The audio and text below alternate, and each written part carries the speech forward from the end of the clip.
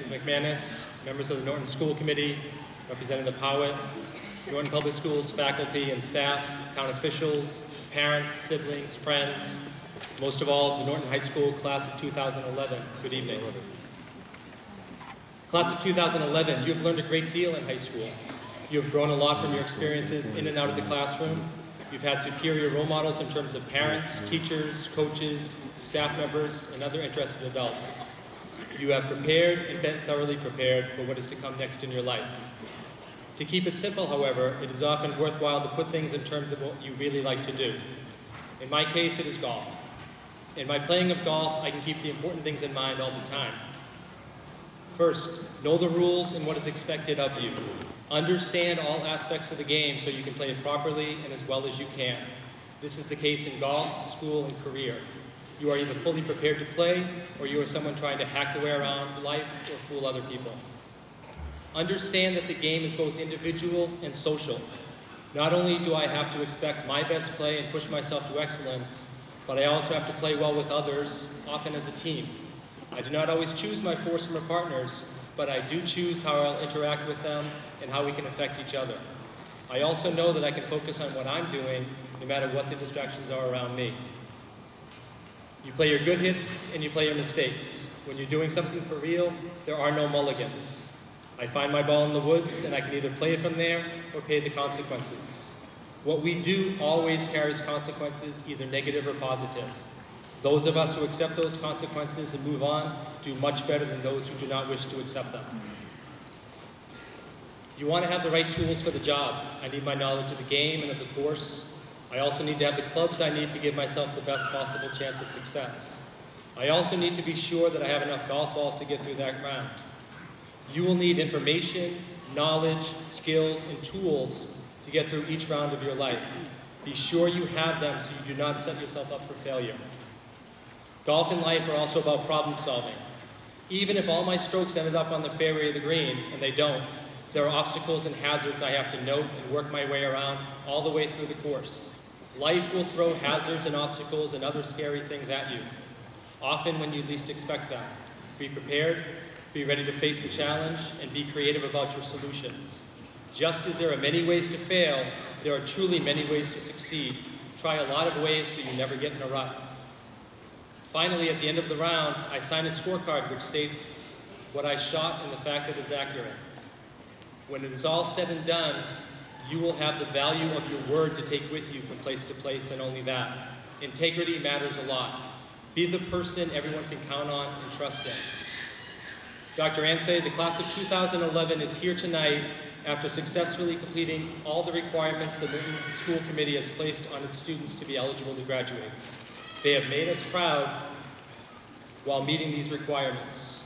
They are accomplished musicians, singers, talented actors and actresses, state champion athletes, varsity athletes, members of honor societies and clubs, creators of clubs and activities, course designers, engineers in the makings, givers, and great employees.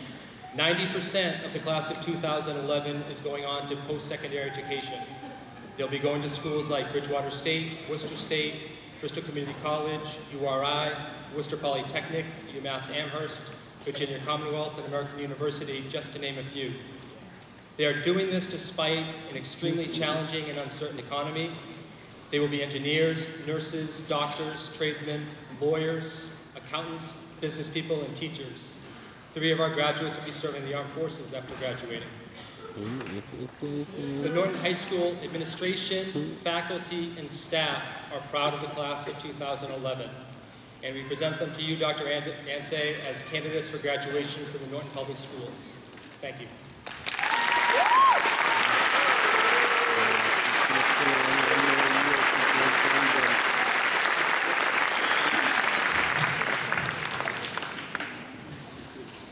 Good evening, everyone. Graduates, the first thing I need to do is to extend congratulations to you on this important day from State Representatives Elizabeth Poirier, Steve Howard, and Jay Barrows, who could not be in attendance this evening. Do you remember Mr. Rogers? In 1997, Fred Rogers accepted the Lifetime Achievement Award at the 24th Annual Daytime Emmy Awards. This is part of his acceptance speech. So many people have helped me to come here to this night. Some of you are here, some are far away, and some are even in heaven. All of us have special ones who loved us into being. Would you just take, along with me, 10 seconds to think of the people who have helped you become who you are, those who cared about you and wanted what was best for you in life. 10 seconds. I'll watch the time.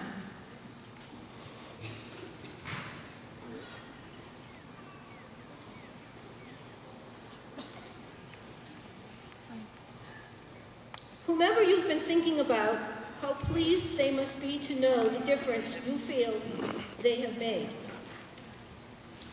Here at Norton High, we often hear about paying it forward. Well, as you move into adulthood, remember to pay it forward by encouraging someone else as they go through life's struggles. Make a difference to them as others have done for you. And now, graduates, the world is waiting. It's time to go. On an official note, I am pleased to be advised that each member on the stage tonight has met all of the prescribed requirements for graduation, and because of this, I do accept the class of 2011 for graduation.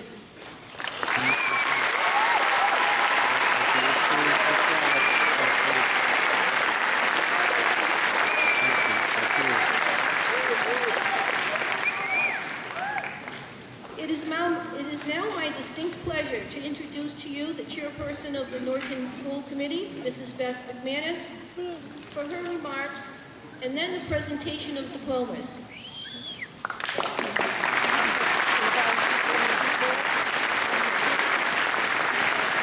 Good evening, Dr. Ansay, Mr. Dewar, Mrs. Lafayette, my fellow school committee members, teachers, staff, family, friends, and especially parents and students of the Norton High School 2011 graduating class.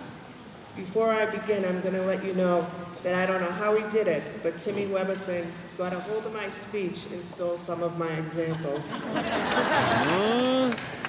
About 7 years ago, I was handed this quote that quite frankly changed my mode of thinking, and I believe directly resulted in my standing before you today. Attitude by Charles Swindoll. The longer I live, the more I realize the impact of attitude on my life. Attitude to me is more important than facts. It is more important than the past, than education, than money, than circumstances, than failures, than successes, than what other people think or say or do. It is more important than appearance, giftedness, or skill. It will make or break a company, a church, a home. The remarkable thing is this: we have a choice every day regarding the attitude we will embrace for that day. We cannot change our past. We cannot change the fact that people will act in a certain way. We cannot change the inevitable. The only thing we can do is play on the one string we have, and that is our attitude. I am convinced that life is 10% what happens to me and 90% how I react to it. And so it is with you. We are in charge of our attitudes.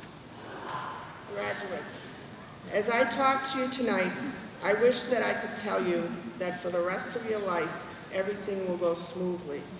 That life will not throw you curveballs and all your hopes and dreams will come true. Unfortunately, life does not happen that way. You will encounter hardships. Life will be tough at times. In saying this, I know that you will not be able to change the cards you are dealt in life.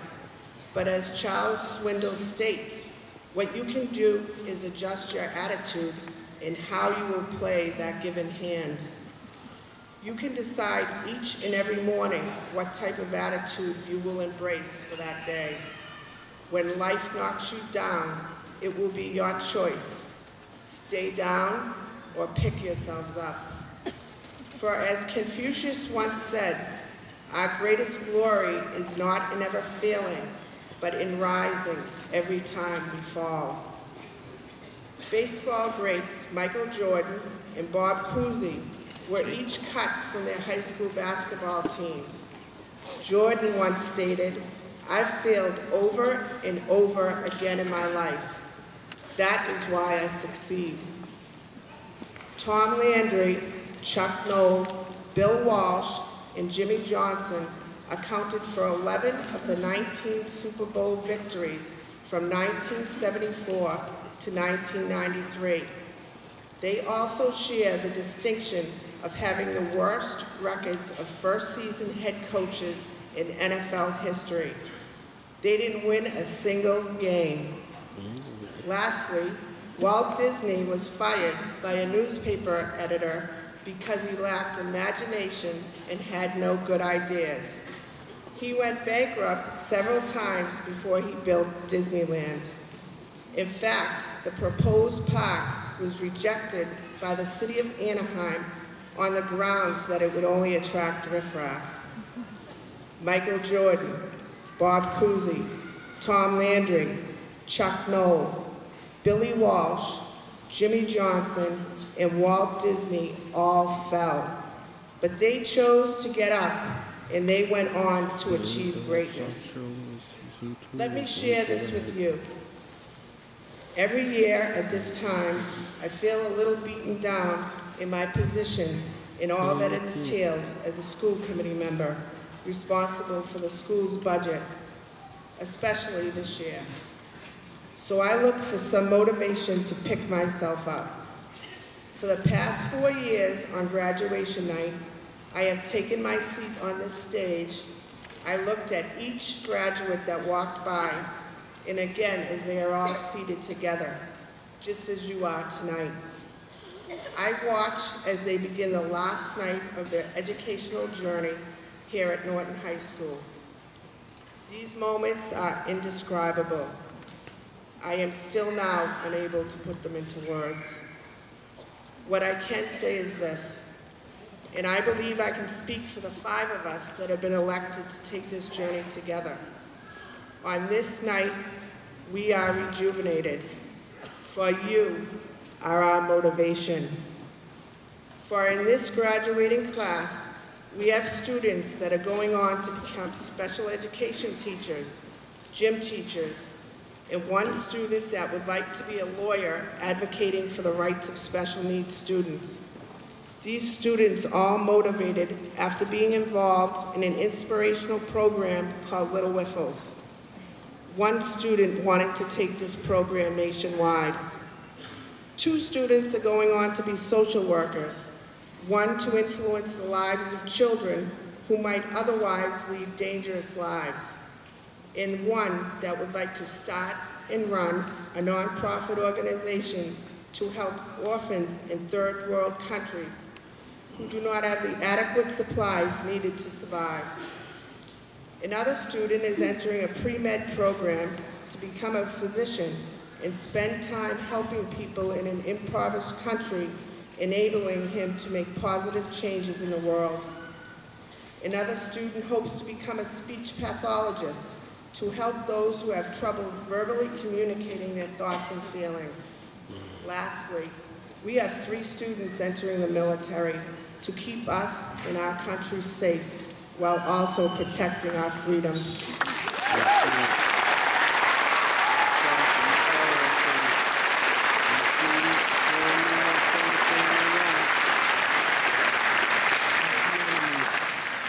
Yes, these students are motivating, for they are already living a life enriched with a positive attitude. Class of 2011, I am making you this promise. If you take the tools given to you in your years of education in the Norton Public Schools, a school district placing in the top 15% of the state of Massachusetts for MCAS, with Massachusetts placing first in the nation, and you try to embrace each and every day with a positive attitude, You will be a winner in the greatest game of all, life. Congratulations, class of 2011.